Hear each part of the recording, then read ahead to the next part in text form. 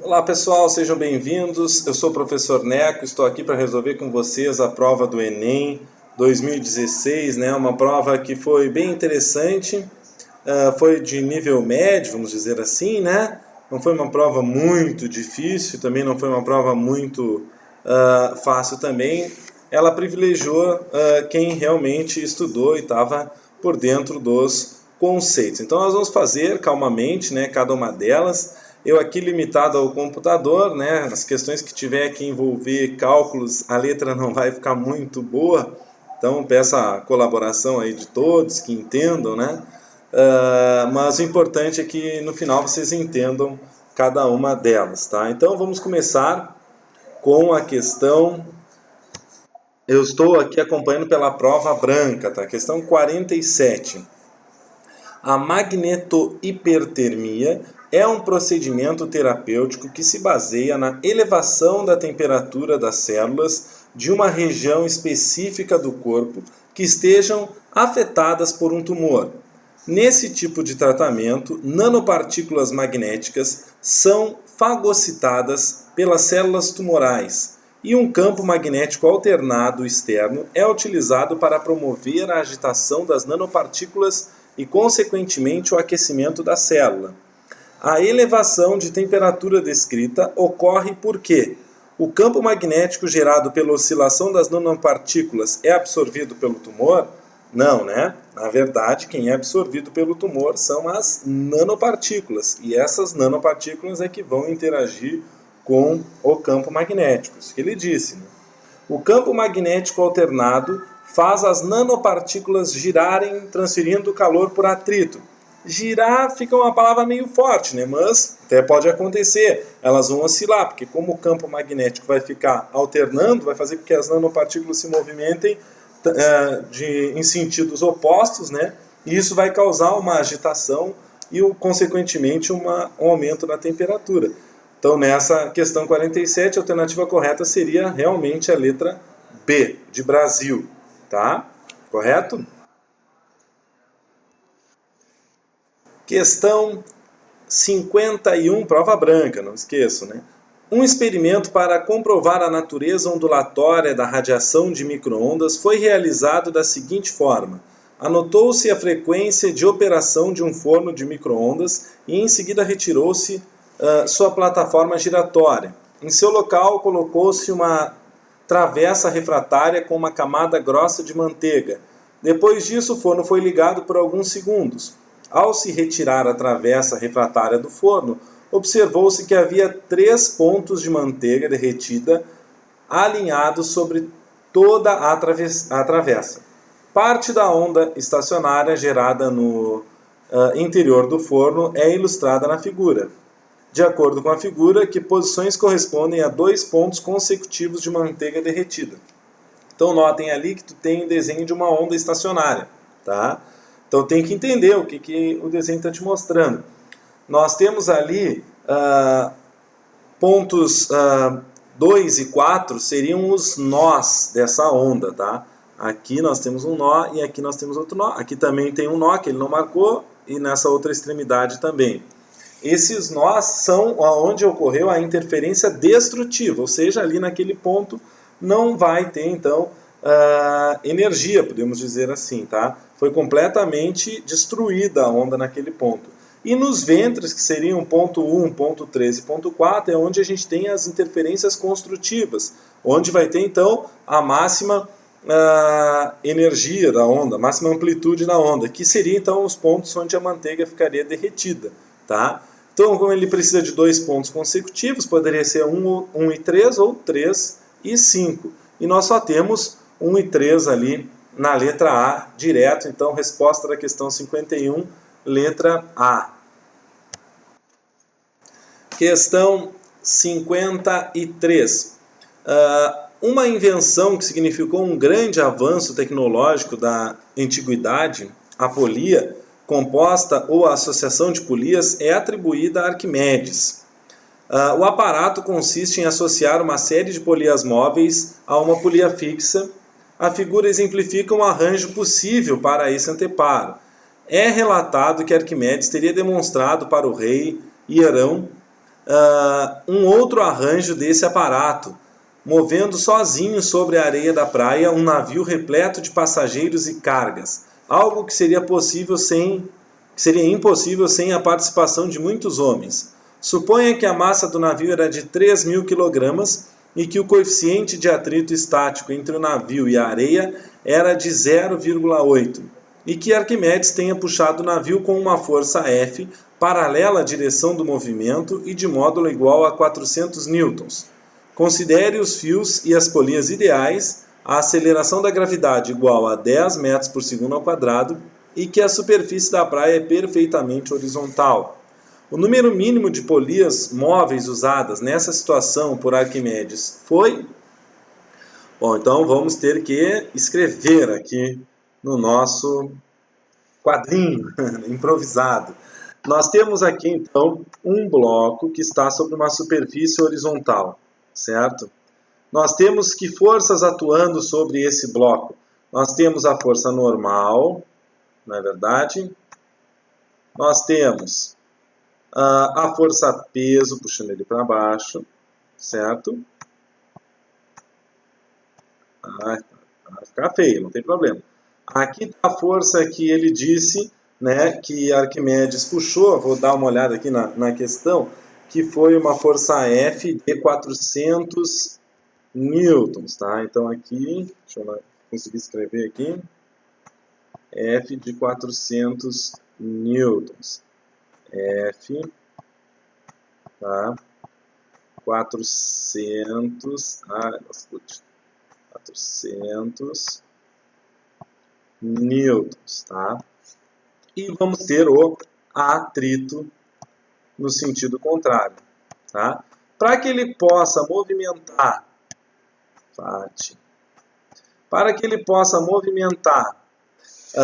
esse navio, ele precisa vencer a força de atrito estático máxima. Enquanto ele tiver uma força menor do que a força de atrito estático máximo, ele não vai conseguir movimentar o navio, tá? Lembrando que essa força aqui de 400 newtons, eu vou botar F', já é a força sendo ajudada pelas polias móveis, tá? Não é a força que vai ser aplicada ao navio. Bom, vamos calcular a força de atrito estático máximo. Como é que calcula a força de atrito estático máximo? O atrito estático máximo é igual ao coeficiente de atrito vezes a normal. Coeficiente de atrito estático, no caso, né? E ele deu ali no exercício 0,8. 0,8. Tem também, né, aí a normal, que nesse nosso caso é igual ao peso. Como é que eu calculo o peso de um corpo? Peso é igual a massa vezes a gravidade local. A massa desse... A massa desse navio é 3.000 e a gravidade é 10. Então nós vamos ter um peso de... vamos arrumar melhor aqui. 30.000 newtons. 30.000 newtons. Então, nossa força de atrito, né? Que beleza, hein? Vai ficar igual a 24.000. Então, no mínimo, eu preciso fazer 24.000 newtons, tá, de força para movimentar esse navio. Aí tu tem que lembrar lá das polias móveis. Lembra que cada polia móvel divide a tua força em 2. Cada polia móvel divide a tua força em 2. Complicou, peraí. Então eu tenho 24.000 newtons que eu preciso fazer. Se eu botar uma polia móvel, então, com os 24.000 que eu tenho, eu vou ficar com 12.000. Tá? Duas polias móveis, eu já tenho 6.000. 3 polias móveis, eu já tenho 3.000. A força que eu vou ser obrigado a fazer. 4 polias móveis, eu já estou tendo que fazer uma força de 1.500. Ainda não é a força que Arquimedes exerceu. 5 polias móveis, já vai precisar fazer uma força de 750 newtons. Ainda não é.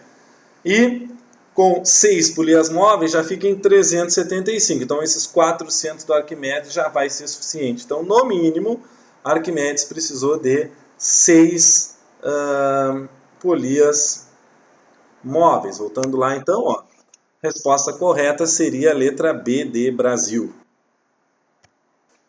Então, vamos lá para a questão 55. Num experimento, um professor deixa 2 bandejas de mesma massa, uma de plástico e outra de alumínio, sobre a mesa do laboratório. Após algumas horas, ele pede aos alunos que avaliem a temperatura das 2 bandejas usando para isso o tato. Seus alunos afirmam categoricamente que a bandeja de alumínio encontra-se a uma temperatura mais baixa. Intrigado, ele propõe uma segunda atividade, em que coloca um cubo de gelo sobre cada uma das bandejas que estão em equilíbrio com o ambiente e os questiona qual delas a taxa de derretimento do gelo será maior. O aluno que responder corretamente a este questionamento do professor dirá que o derretimento ocorrerá. Bom, no primeiro experimento eles viram que o alumínio consegue ter uma condutibilidade térmica muito maior do que a do plástico, por isso que ele fica mais frio rapidamente, né? Então ele rouba calor mais rapidamente do gelo, isso vai fazer com que o gelo derreta mais rápido no alumínio do que no plástico. O fluxo de calor é maior no alumínio, então ele rouba calor mais rápido, né? O gelo rouba calor mais rápido do alumínio do que do plástico, então ele vai fazer com que o gelo derreta mais rapidamente, tá? Então, resposta certa, vamos ver, é mais rapidamente na bandeja de alumínio, pois ela tem maior condutibilidade térmica que a do plástico. Isso aí, questão correta, letra A. Vamos lá, gente, questão 58, mais uma que eu vou ter que escrever aqui, não vai ficar muito bonito, né? Mas o importante é que tu consiga entender. O trilho de ar é um dispositivo utilizado em laboratórios de física para analisar movimentos em que corpos de prova, carrinhos, podem se mover com atrito desprezível. A figura ilustra um trilho horizontal com 2 carrinhos, 1 e 2, em que se realiza um experimento para obter a massa do carrinho 2. No instante em que o carrinho 1, de massa 150 gramas, passa a se mover com velocidade escalar constante, o carrinho 2 está em repouso.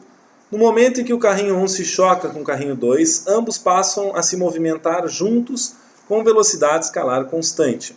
Os sensores eletrônicos distribuídos ao longo do trilho determinam as posições e registram os instantes associados à passagem de cada carrinho, gerando os dados do quadro. Então tá ali, ó, vejam que nos instantes de 0 a 1 segundos, o carrinho 1 se movimentou da posição 15 para a posição 30 e o carrinho 2 estava parado. E depois, entre os instantes 8 e 11 segundos, os 2 carrinhos se movimentaram juntos 15 centímetros. Com base nos dados experimentais, o valor da massa do carrinho 2 é igual a... Como houve uma colisão, esse exercício de conservação da quantidade de movimento. Então, nós temos que lembrar, vamos apagar este nosso quadro aqui, anterior, não é verdade? Vou dar uma aceleradinha, peraí. Pronto, quadro novo. Vamos seguir, então, a nossa resolução. Eu estou aqui com a imagem do exercício, né? Então, como eu falei, a conservação da quantidade de movimento. A quantidade de movimento, tá? A quantidade de movimento do carrinho 1, vamos dizer assim, quantidade de movimento inicial vai ser igual, né, à quantidade de movimento final. Inicialmente, né, apenas o carrinho 1 se movimentava. Tá meio fininho, né, essa minha letra, mas acho que dá para ver. Somente o carrinho 1 se movimentava. Então, inicialmente, nós temos apenas a quantidade de movimento do carrinho 1. Após a colisão, os 2 carros andam juntos. Então, a quantidade de movimento, vou botar aqui 1 e 2. Do 1 e do 2. Bom, quantidade de movimento, aqui o 2 ficou mal. Quantidade de movimento é massa né? Então, a quantidade de movimento do carrinho 1 é massa, vezes a velocidade. Isso é igual à quantidade de movimento final, que aí eles andam juntos, então vamos ter a massa do carrinho 1 mais a massa do carrinho 2. Como é difícil escrever, hein? Aqui no computador. Vezes a velocidade que os dois vão andar. Vou botar como V, velocidade final do sistema. A massa do carrinho 1, ele deu no exercício, é 150 gramas. Como ele quer na resposta gramas também, tu pode deixar em gramas. 150 gramas, tá? E a velocidade do carrinho 1, se tu olhar no gráfico, tu vai ver que ele andou 15 centímetros em 1 segundo. Então ele tinha uma velocidade de 15 centímetros por segundo. Vamos deixar em centímetros por segundo também, não vamos mexer. Aqui então nós vamos ter 150, não é? Que é a massa do carrinho 1, 150 gramas, mais a massa do 2 que a gente quer descobrir, e a velocidade com que eles vão andar após a colisão. Se tu fizer ali a leitura do gráfico, tu vai ver que eles andaram 15, de 75 a 90 foram 15 centímetros em 3 segundos. Se eles andaram 15 centímetros em 3 segundos, significa que eles andaram 5 centímetros a cada segundo. A velocidade final é 5 centímetros por segundo. Bom, aí nós vamos para as continhas. Nosso 150 vezes 15 vai dar 2.250. Então, 2.250. Isso é igual. Vamos fazer ali a propriedade distributiva. 150 vezes 5 vai dar 750. 750 mais 5m2. Ai, 5. Horrível. M2. Tá, o 750 passa para o outro lado. Vai ficar 250 menos 750, que dá 1.500. 1.500 igual a 5m2. O 5 aqui que está multiplicando m2 vai passar para o outro lado dividindo. Então eu vou ter que a massa do 2 vai ser 1.500 divididos por 5, que dá 300 gramas. Então a massa do 2 tem que ser de 300 gramas. Voltando lá para o exercício, a gente vê que a resposta correta, então, é a letra C.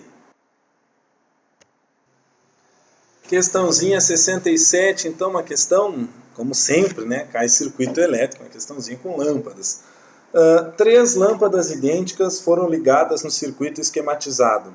A bateria apresenta resistência interna desprezível e os fios possuem resistência nula.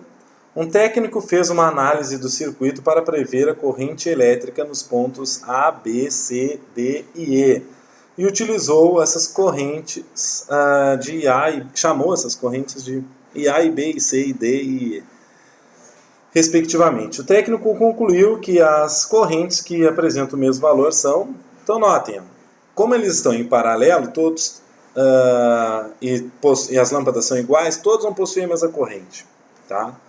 Porque em paralelo todo mundo tem a mesma DDP, e como as lâmpadas são iguais, vão ter a mesma resistência, então a gente sabe que elas vão ter a mesma corrente.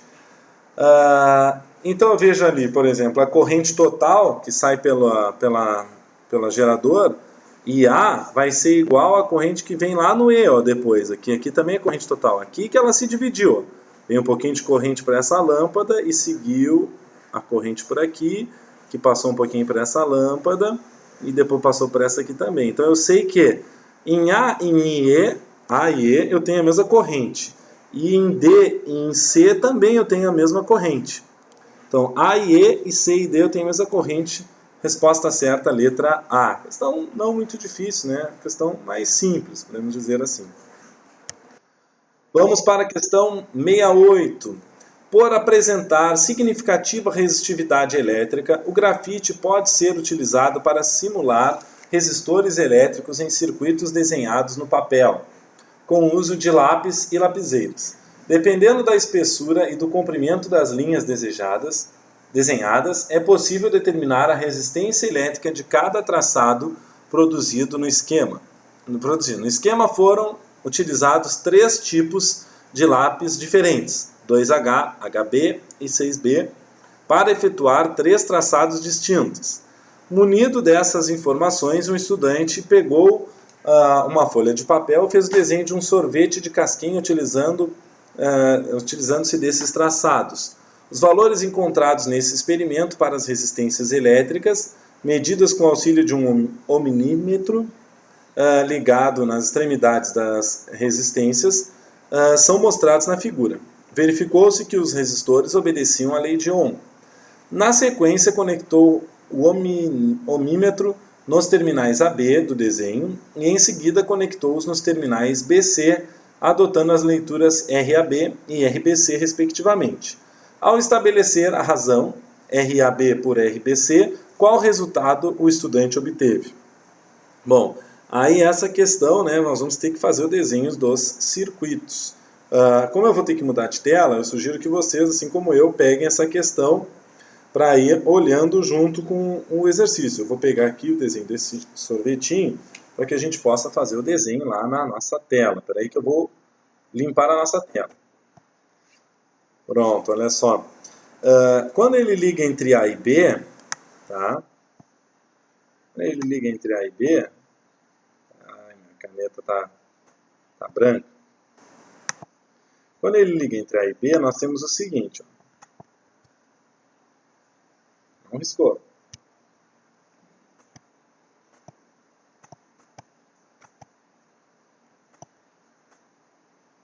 Opa.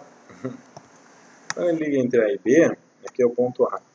Tu vê que de A saem 3 traçados. Um que é a bolinha de sorvete, um no meio da casquinha e o outro que é o Vzinho de baixo. Então saem daqui 3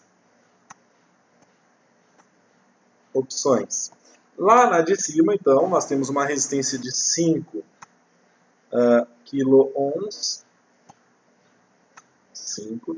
Como todo mundo está em kΩ, e ele quer depois a razão, a gente pode botar só o 5, tá? Não precisa botar 5.000. Aqui no meio a gente vai ter, então, 20 kΩ. E lá embaixo nós vamos ter 2 resistores em série. Os dois de 10 kΩ. 10 e 10.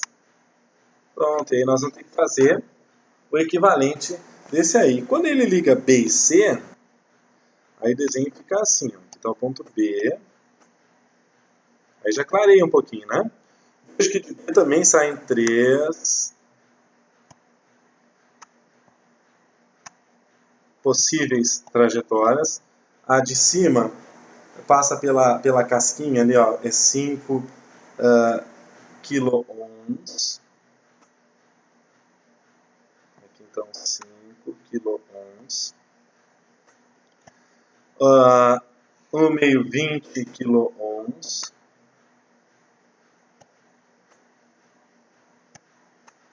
20 kΩ. E aí eles se juntam. E lá embaixo, e aí se juntam e passam por um de 10 kΩ. Passam aqui 10 kΩ. Que trocinho difícil de escrever. E tem um que vai de B a C direto, passa lá embaixo, então na terceira opção, por um de 10 kΩ, que se junta lá no final com o outro e deu. Chega no ponto C.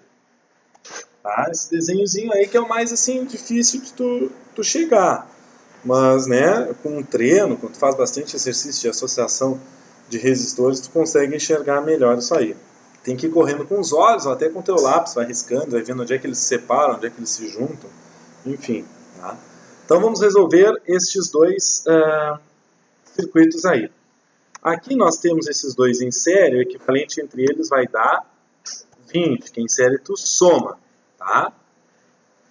E nós temos aqui 20 e outro com 20 em paralelo. Sabe quando eles são iguais em paralelo?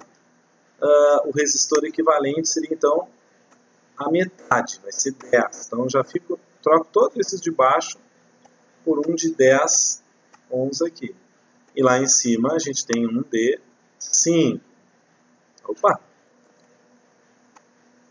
A gente tem um de 5. Então agora nós vamos fazer a fórmula entre 10 e 5 aí para ver quanto vai dar o nosso resistor equivalente. Então a fórmula é a razão do produto pela soma. 5 vezes 10, né, sobre 5 mais 10. Isso aí vai dar 50 sobre 15. Vai dar quebrado, então nós não vamos fazer essa conta. Nós vamos deixar indicado que no final ele quer que a gente faça a razão ali das duas resistências equivalentes. Mas a gente pode simplificar, né, por 5. Isso aqui vai dar 10 terços. Quilo-ohms, né? 10 terços de quilo-ohms. Agora esse outro aqui vai ficar mais chatinho de se fazer. Vou tentar simplificar porque está difícil de escrever aqui. Ó. Aqui então nós vamos fazer primeiro, como eu falei, a razão do produto pela soma. 20 vezes 5 é 100 divididos por 25. O equivalente aqui vai dar 4. Tá? Que vai somar com o do lado, então eu vou ter aqui em cima 14 quilo-ohms. E lá embaixo nós temos, né, 10. Que tracinho difícil. Ó, a associação desse aqui está bem séria com esse. Agora tu vai fazer de novo a razão entre o produto e a soma. Vamos ver se dá para fazer inteiro aqui. 14 vezes 10 é 140, divididos por 24, não vai dar certo de novo. Então nós vamos ter que deixar indicado. Vai ficar 140, que é o produto dos dois, né? 14 por 10, sobre 24. Aqui a gente pode simplificar por 4, né? 140 por 4 vai dar 35. 35, e 24 por 4 vai dar 6. Beleza. Agora o exercício, né, vamos aqui abrir o exercício, ele quer a razão entre, cadê? RAB, me perdi do exercício, vamos voltar aqui no computador mesmo. Ele quer o RAB por RBC. Ele quer o RAB por RBC. Então é a razão entre 10 terços e 35 sextos. Bem trabalhosa, né, a questão. Bem trabalhosa, enjoada. Aí conservo de cima, vai ficar 10 terços vezes 6 sobre 35. Pode fazer ali simplificações para te ajudar na hora da prova. Eu aqui vou fazer na calculadora para ser mais rápido. Ali em cima vai dar 60 e embaixo 35 vezes 3 vai dar 105. Então fica 60 por 105. Dá para simplificar, né? Por 5. 60 divididos por 5 vai dar 12. Fiquei sem espaço, vou botar aqui em cima. 12. E 105 divididos por 5 vai dar 21. Ainda dá para simplificar por 3, né? 12 por 3 é 4. E 21 por 3 é 7. Então fica 4 sétimos. 4 sétimos, resposta certa, letra B. Bem trabalhosa, né? Bem trabalhosa a questão, mas, né, era ter uma boa ideia, ter feito bastante exercício de associação de resistores, resolvia essa questão aí numa boa. Seguindo então nossa correção do Enem, questão 74. A invenção e o acoplamento entre engrenagens revolucionaram a ciência na época e propiciaram a invenção de várias tecnologias como as dos relógios. Ao construir um pequeno cronômetro, um relojoeiro usa o sistema de engrenagens mostrado. De acordo com a figura, um motor é ligado ao eixo e movimenta as engrenagens fazendo o ponteiro girar. A frequência do motor é de 18 RPM e o número de dentes das engrenagens está representado no quadro. A frequência de giro do ponteiro em RPM é... Então vamos para o nosso quadro branco. Pega aí a questãozinha para tu ficar acompanhando. Então aí, ó, nós temos, né? Se tu olhar o desenho bem, vamos voltar ali no desenho. Vamos lá, voltar no desenho. A engrenagem A, tá? Ela tá dente com dente ligada, né, com a engrenagem B. Quando as extremidades estão ligadas, o acoplamento é como se fosse o acoplamento de correia. Eles possuem a mesma velocidade linear. Então, a velocidade da engrenagem A é igual à velocidade da engrenagem B. Tá? A velocidade A é igual à velocidade B. Ele dá uma tabelinha com o número de dentes. Tá? O número de dentes vai te dar, né, assim, de tabela, mais ou menos a dimensão. Porque quanto maior, ela sabe que o perímetro é calculado por 2πr, né? Quanto mais dentes eu tiver, maior vai ser então meu perímetro, maior vai ser o raio da minha trajetória. Imaginando que esses dentes tenham todos a mesma distância, porque se não tiver, a engrenagem não vai funcionar direito, né? Os dentes não vão se encontrar. Então olha ali, ó, entre A e B, tu vê que o B tem o triplo do número de dentes que o A. Ou seja, ele vai ter também o triplo do raio. Então eu posso dizer que o raio do B é o triplo do raio do A. Então a velocidade é 2 π r f. 2 π r f. Minha nossa, que letra. Esse mousezinho de notinha não é muito legal. E o B também. 2 π. O barulhinho aí do teclado não deve estar legal, né? R F. Barbaridade. O que vai acontecer? Vamos cortar aqui os dois π dos dois lados da igualdade. E como eu falei, né? Pelo desenho e pela tabela, eu vi que o raio do B é o triplo do raio do A. Então vou botar RA vezes a frequência do A, que ele me deu. A frequência do A é 18 RPM. Nós vamos deixar em RPM porque ele quer a resposta em RPM também. 18 RPM. Minha nossa. O raio do B é o triplo do raio do A.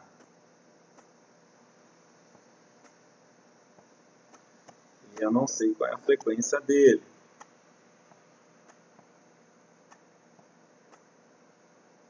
vai cortar aqui os raios e eu vou passar o 3 lá para o outro lado, dividindo 18. Vai ficar 18 sobre 3,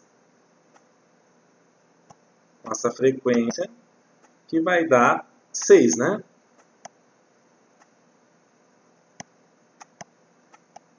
6 RPM. Tá, mas não chegamos ainda lá no ponteiro. Tu vê que o B e o C, eles estão acoplados por eixo. Ó, tô olhando aqui no desenho, tu vê que o B e o C estão acoplados por eixo. Então eles possuem a mesma frequência. Sempre está acoplado por eixo, eles possuem a mesma frequência. Então eu já sei que a frequência do C também é 6 RPM. Tá? Bom, e barbaridade, é 6 RPM. Dá umas trancadinhas aqui. E eu vejo também que o C está acoplado igual, né, por correia, os dentes, extremidade com extremidade, com a engrenagem D, que é onde está o ponteiro. Então, vamos lá. Mesmo esquema de antes. Então, a velocidade do C vai ser igual à velocidade do D, que é onde está o ponteiro. Então, é 2 pi RC. Peraí. RC. Pode ficar feio, mas tem que ficar no mínimo legível. FC é igual, que tempo que a gente perde nisso? A 2 pi RD. Mas aí vai ajudando vocês aí a entendendo devagarinho. FD. Voltando lá, tu vê. E também, né, o número de dentes na polia D é o triplo do número de dentes da polia C. Então, de novo, nós temos a relação que o raio do D é o triplo do raio do C, pelo mesmo motivo que eu já expliquei antes. Vai cortar aqui e aqui. Então, você tem RC vezes tua frequência que tu sabe ali, que vale 6, a frequência do C. O raio do D é o triplo do raio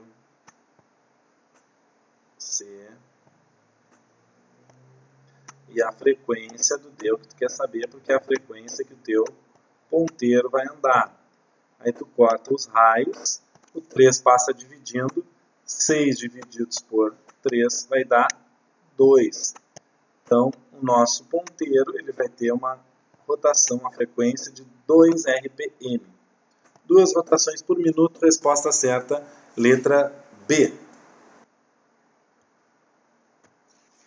Finalmente, uma questão que eu não vou precisar escrever. Tá difícil a parte escrita aqui. 2 veículos que trafegam com velocidade constante em uma estrada, na mesma direção e sentido, devem manter entre si uma distância mínima. Isso porque o movimento de um veículo até que ele pare totalmente ocorre em 2 etapas. A partir do momento que o motorista detecta um problema e exige uma freada brusca, a primeira etapa é associada à distância que o veículo percorre entre o intervalo de tempo da detecção do problema e o acionamento dos freios. Então, naquele momento, tu segue andando com velocidade constante, segue andando em MRU. Já a segunda etapa é a distância que o automóvel percorre enquanto os freios agem. Então, tu demora um tempo para pisar no freio, durante esse tempo tu está andando com velocidade constante, e aí depois tu vai andar parando, né, já com os freios acionados. Considerando a situação descrita, qual esboço gráfico representa a velocidade do automóvel em relação à distância percorrida até parar totalmente? Aqui tem um baita de um pega-ratão, porque a gente costuma estudar, na verdade, todos os gráficos em função do tempo, e aqui ele dá a velocidade em função da distância. Então, tu sabe que tu andou inicialmente com velocidade constante, tá? Tu andou inicialmente com velocidade constante, e aí depois tu vai frear. Então o A tu já descarta direto, porque ele já está mostrando que a velocidade diminui desde o início. O C também ele já mostra que a velocidade vai diminuindo desde o início. E o E também, porque ele faz lá um negócio, teve aceleração o tempo inteiro. Tem que ter o início constante e depois ter a queda. Então, tu ficaria entre B e D. Aí é que pega ratão. Se fosse velocidade em função do tempo, seria a letra B. Mas é velocidade em função da distância. Se tu olhar, qual é a equação que relaciona a velocidade com distância? A equação de Torricelli. Nessa equação, nós temos uma equação quadrática, nós temos a equação de segundo grau. Então, não é uma reta o gráfico, é uma curva. Então, bem constante e aí vai ter uma curvinha com a velocidade diminuindo. Então, a resposta certa nesse caso é a letra D de Deus. Questão 79. Um morcego emite pulsos de curta duração de ondas ultrassônicas, os quais voltam na forma de ecos após atingirem objetos no ambiente, trazendo informações a respeito de suas dimensões, suas localizações e os seus possíveis movimentos. Isso se dá em razão da sensibilidade do morcego em detectar o tempo gasto para os ecos voltarem, bem como das pequenas variações nas frequências e nas intensidades dos pulsos ultrassônicos. Essas características lhe permitem caçar pequenas presas, mesmo quando estão em movimento em relação a si. Considere uma situação unidimensional em que uma mariposa se afasta em movimento retilíneo e uniforme de um morcego em repouso. A distância e velocidade da mariposa, na situação descrita, seriam detectadas pelo sistema de um morcego por quais alterações nas características dos pulsos ultrassônicos. Bom, a intensidade vai diminuir porque a mariposa está ficando mais distante, cada vez mais distante. Então, quanto mais distante estiver, menor a intensidade da onda sonora, o volume da onda sonora. O tempo de retorno vai ficar maior, porque como ela está cada vez se afastando mais, então o tempo de retorno está aumentando, ele vai perceber isso também. Então nós já temos a intensidade diminui e o tempo de retorno aumentando, e a frequência é efeito Doppler, né? Efeito Doppler aí caindo na prova do Enem. Como está afastando, a frequência tende a parecer menor, né? A frequência aparente fica menor. Então, letra A de cara, a intensidade diminuída, o tempo de retorno aumentando e a frequência percebida diminuída. Então, resposta letra A. Mais uma questãozinha, então, bem interessante. E vai exigir conta, vou ter que fazer o uso do nosso quadro, né? Questão 82, não esqueçam, prova branca. Durante a primeira fase do projeto de uma usina de geração de energia elétrica, os engenheiros da equipe de avaliação de impactos ambientais procuram saber se esse projeto está de acordo com as normas ambientais. A nova planta estará localizada à beira de um rio, cuja temperatura média da água é de 25 graus Celsius, e usará a sua água somente para refrigeração. O projeto pretende que a usina opere com 1 MW de potência elétrica. E, em razão das restrições técnicas, o dobro dessa potência será dissipada para o sistema de arrefecimento. Então, 2 megawatts ou 2 megawatts serão destinados para esse sistema aí que a gente está nos falando. Na forma de calor. Para atender à resolução número 430 de 13 de maio de 2011, o Conselho Nacional do Meio Ambiente, com uma ampla margem de segurança, os engenheiros determinaram que a água só poderá ser devolvida ao rio com um aumento de temperatura de no máximo 3 graus Celsius em relação à temperatura da água do rio captada pelo sistema de arrefecimento. Considere o calor específico da água igual a 4 kJ por quilograma grau Celsius. Para atender a determinação valor mínimo do fluxo de água em quilograma por segundo, para a refrigeração da usina deve ser mais próximo de... Vamos para o nosso quadro. Deixa eu clarear o quadro aqui, peraí. Deu, quadro limpo. Então, de acordo com o exercício, nós vamos ter uma potência de... deixa eu achar o exercício aqui, peraí, vamos voltar. Uma potência de 2 megawatts só para o sistema de refrigeração. Mega é milhões, tá? Então a nossa potência são 2 milhões. 2 milhões. 1, 2, 3, 4, 5, 6 de watts. Tá? O calor é a potência vai ser térmica, né? Porque vai ser usada para o calor, para aquecer a água. Então tu tem que lembrar que potência térmica é calor pelo tempo. Calor por tempo. Tá? E o calor aqui que a gente está trabalhando é o calor sensível.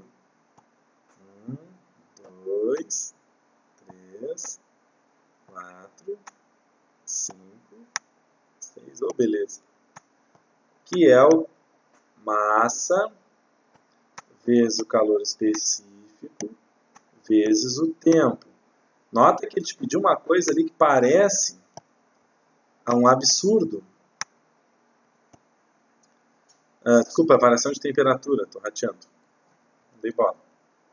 T maiúsculo.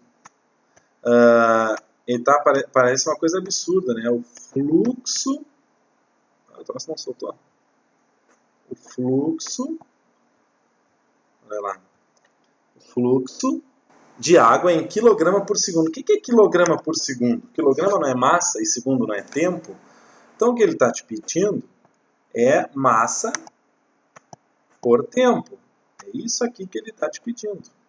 Nós vamos isolar isso aqui na nossa equação. Massa por tempo. Tá? Então vai ficar assim. 2 milhões. 3, 4, 5, 6. Igual. O calor específico é 4 kJ por quilograma grau Celsius. Então é 4.000. 4.000. 2, 3.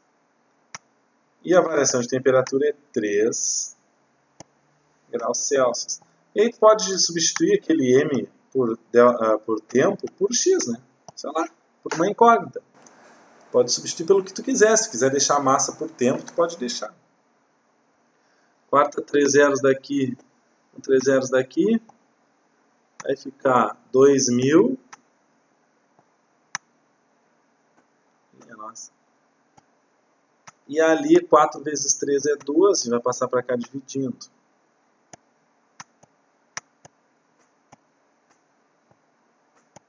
Vai ser 2.000 divididos por 12.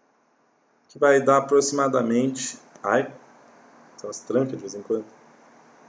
167 gramas. Desculpa, quilogramas.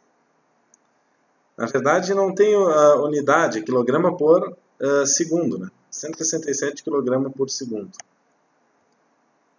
Que é o que ele pediu. Letra C. E segue o baile. Questão 83. Estamos chegando na final já da prova de física. Tá, o tempo da nossa resolução está bem extenso devido à dificuldade aqui do professor para escrever, tá? Porque o professor está no mouse aquele do notebook que não é muito interessante. Mas tá dando para a gente resolver, tá dando para vocês entenderem.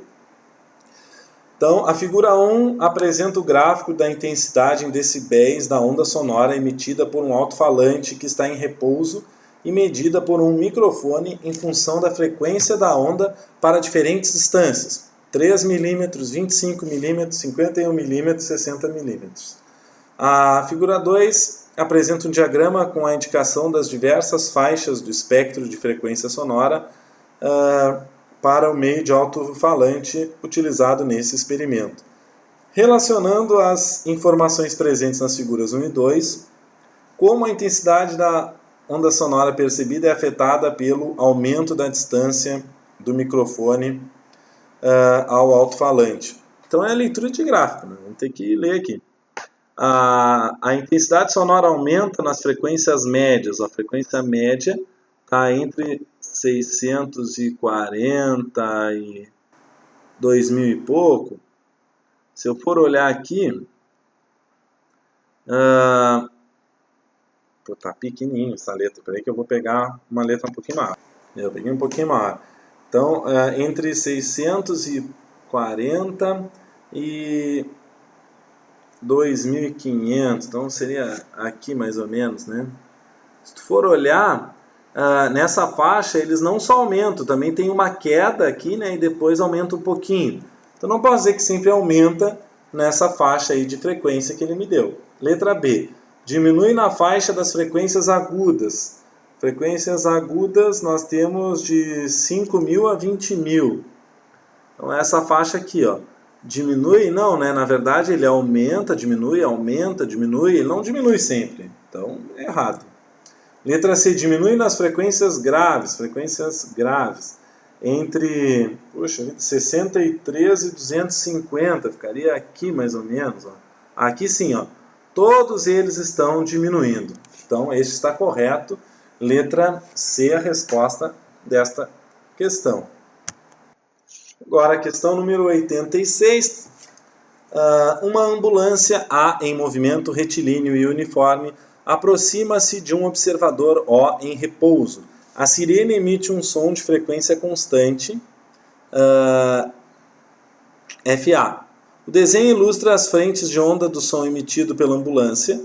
O observador possui um detector que consegue registrar no esboço de um gráfico a frequência da onda sonora detectada em função do tempo, antes e depois da passagem da ambulância por ele. De novo, né, questão de efeito Doppler, segunda questão de efeito Doppler. Quando está aproximando a frequência é maior e quando afasta a frequência é menor. Como a velocidade é constante, o movimento é retilíneo e uniforme, então tem que ter um gráfico que mostra que a frequência está maior, esse aqui, por exemplo, e depois ela diminui. A frequência real, né, fica maior, constante, porque a velocidade é constante. Depois ela cai, porque se afastou, né? E aí, quando está afastando, a frequência fica menor. Então, resposta certa aqui, letra D. E a última questão de física do Enem 2016 é esta daí, questão 89. A usina de Itaipu é uma das maiores hidrelétricas do mundo em geração de energia, com 20 unidades geradoras e 14.000 megawatts de potência total instalada. Apresenta uma queda de 118,4 metros e vazão nominal de 690 metros cúbicos por segundo, por unidade geradora. O cálculo da potência teórica leva em conta a altura da massa de água represada pela barragem, a gravidade local e a densidade da água. A diferença entre a potência teórica e a instalada é a potência não aproveitada. Qual é a potência em megawatts não aproveitada em cada unidade geradora de Itaipu? Bom, gente, vamos para o nosso quadro, né? Vamos clarear o quadro aqui. Vejam só, nós temos 20 unidades geradoras e 14.000 megawatts de potência total, tá? Então, 14.000 divididos por 20, deixa eu mudar para o pincel aqui, vai dar quanto? 14.000 divididos por 20, 700, né? Então, a potência de cada uma é 700, ele está me dizendo, né? Watts. Não, megawatts. Megawatts. Tá? E ele diz que o cálculo da potência teórica leva em conta a altura da massa de água represada pela barragem, enfim. Então a potência tem a ver com a energia potencial gravitacional, né? Potência vai ser a energia potencial gravitacional que vai ser perdida na queda, né? Sobre o tempo. Sobre o tempo. Então vai ficar, né, 700, desculpa, essa potência que eu estou procurando, mgh, que é a energia potencial gravitacional, desculpem a letra de novo aí, tá, gente, que tá difícil escrever aqui, mgh sobre o tempo. Notem que ele me deu um dado ali estranho. Ele me deu a vazão nominal de água, bababá. Ele me disse que a vazão nominal é de 690 metros cúbicos por segundo. 690 metros cúbicos por segundo. E depois ele me dá a densidade, ó, 1.000 kg por metro cúbico. Então, se eu tenho 690 metros cúbicos, eu vou ter 690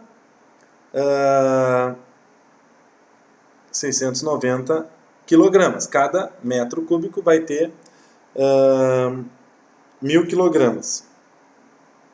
Então eu vou ter 690 mil quilogramas. 690 mil quilogramas. 690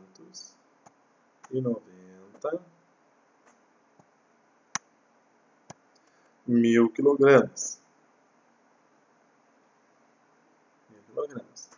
Ai, meu Deus. 1000.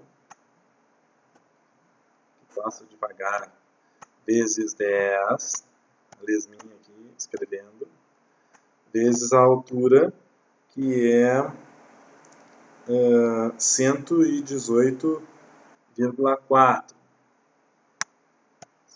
118,4.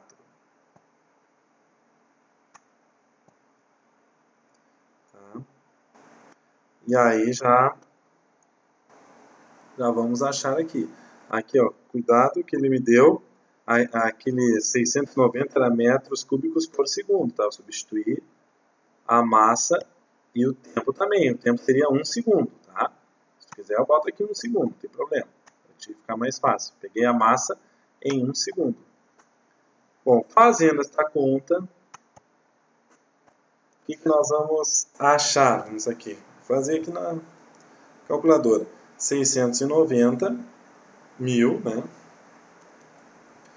Vezes 10, vezes 118,4, vai me dar uma coisa de louco. Vou botar em mega também, né? Porque a outra potência está em mega. 816,96 megawatts. Então, qual é? Olha a pergunta. Vamos voltar ali. Olha a pergunta. Qual é a diferença, tá? A potência é essa não aproveitada, que é a diferença entre a teórica e a instalada. Então, a teórica seria 816,96.